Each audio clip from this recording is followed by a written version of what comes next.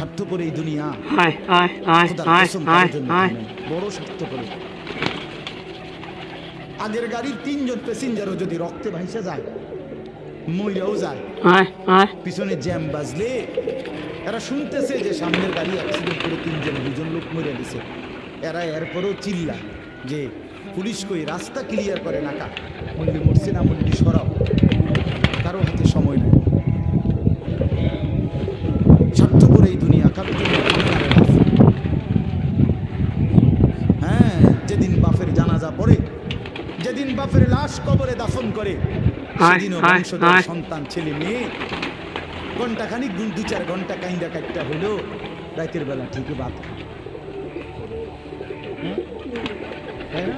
পাশের ঘর থেকে খানা আনে, ওনারা ঠিকই খায়।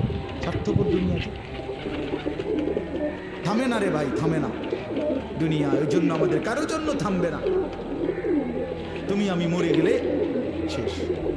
আবারও বলছি কথা, আমি মরে গেলে এরপরে পৃথিবী যত আধুনিকে হোক না কেন, আমার কি কথা বুঝছিনি?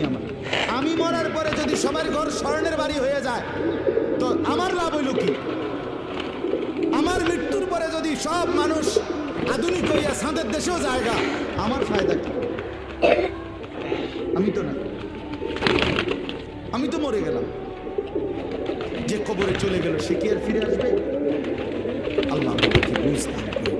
এই জন্য ছেলেরা, রাত গভীরে বন্ধু চলো নিয়ত করি 5 ওয়াক্ত নামাজ পড়বো ইনশাআল্লাহ। ভাইয়া নষ্ট হইও না, নষ্ট হইও না, চরিত্রহীন হইও না। বাস আমার একটা শেষ অনুরোধ, তোমরা ছেলেরা যারা, তোমাদের কাছে আমার শেষ আবদার, তোমরা সবাই জানো ভাই, ওই যে গাজা, ফিলিস্তিন, লেবানন, বিশেষ